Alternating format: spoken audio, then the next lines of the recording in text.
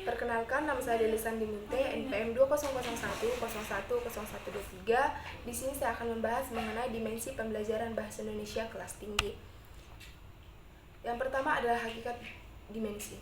Model dimensi belajar merupakan metafora tentang bagaimana otak bekerja selama orang belajar. Dimensi juga merupakan sebuah upaya untuk mengarahkan peserta didik sehingga terampil berkomunikasi dalam bahasa Indonesia, baik secara lisan maupun tulisan, serta baik secara situasi formal maupun informal. Model dimensi belajar. Ada 5 model dimensi belajar. Yang pertama, mengembangkan sikap dan persepsi positif. Guru yang efektif memberikan penguatan terhadap sikap dan persepsi tentang suasana belajar dan persepsi terhadap tugas-tugas kelas dengan teknik yang jelas dan sesuai. Yang kedua ada belajar untuk memperoleh dan pengintegrasian pengetahuan. Belajar merupakan sebagai proses interaksi yang tinggi yang dalam membangun makna secara personal dari informasi yang diperoleh dengan pengetahuan yang sudah ada menjadi pengetahuan baru. Yang ketiga ada perluasan dan penghalusan pengetahuan. Pada aspek belajar ini melibatkan pengujian apa yang diketahui agar mencapai tingkat yang lebih dalam dan analitis. Kegiatan ini memperluas dan memperhalus pengetahuan ini dapat dengan cara comparing atau identifikasi hal-hal benda yang mirip dengan dan berbeda.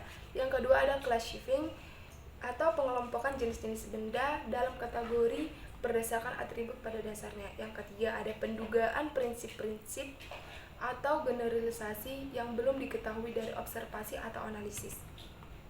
Dan selanjutnya ada deducing atau pendugaan kondisi yang belum ternyatakan dari prinsip-prinsip atau generalisasi tertentu.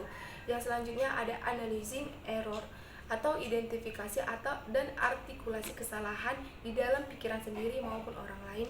Yang selanjutnya ada constructing support atau pengkonstruksian sistem dukungan kebenaran atau bukti untuk suatu pernyataan yang tegas. Yang selanjutnya ada obstructing atau identifikasi dan artikulasi tema penting atau pola umum suatu informasi. Yang selanjutnya ada analyzing perspektif, identifikasi dan artikulasi perspektif personal tentang berbagai macam isu. Cara lain dapat berupa proses membandingkan, klasifikasi, induksi, mendeduksi, dan menganalisis kesalahan. Yang keempat ada belajar menggunakan pengetahuan secara bermakna. Cara yang dapat dilakukan guru membantu siswa agar dapat menggunakan pengetahuan secara bermakna dilakukan dengan A. Decision making, yaitu proses menjawab pertanyaan. B. Investigation, yaitu proses memperoleh jawaban. Yang ketiga, C. Experimental inquiry, yaitu proses memperoleh jawaban atas pertanyaan. D. Problem solving, yaitu menjawab pertanyaan. Yang E. Invention, yaitu proses penciptaan sesuatu untuk memenuhi kebutuhan menjawab pertanyaan. 5. Mengembangkan kebiasaan berpikir produktif dapat ditandai dengan A. Self-regulation thinking dan learning, yakni kebiasaan mengetahui apa yang sedang dipikirkan, tindakan yang terencana, mengetahui sumber-sumber yang penting, sensitif terhadap umpan balik, dan evaluatif terhadap keaktifan tindakan. B. Critical thinking dan learning, yaitu tindakan yang tercermat, jelas, terbuka, bisa mengendalikan diri, sensitif terhadap tingkat pengetahuan. C.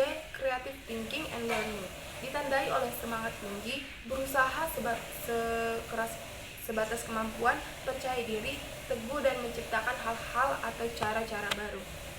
Adapun dimensi dari perencanaan pengajaran, yang pertama signifikan, yang kedua visibilitas, yang ketiga relevansi, yang keempat kepastian, yang kelima ketelitian, yang keenam ada adaptabilitas, yang ketujuh ada waktu, yang kedelapan ada monitoring, yang kesembilan isi perencanaan yang perlu memuat tujuan, program dan layanan, tenaga manusia, bangunan fisik, keuangan, struktur organisasi, dan konteks sosial.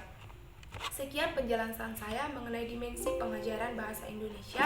Semoga apa yang saya ajarkan dapat berguna bagi yang mendengarkannya. Terima kasih.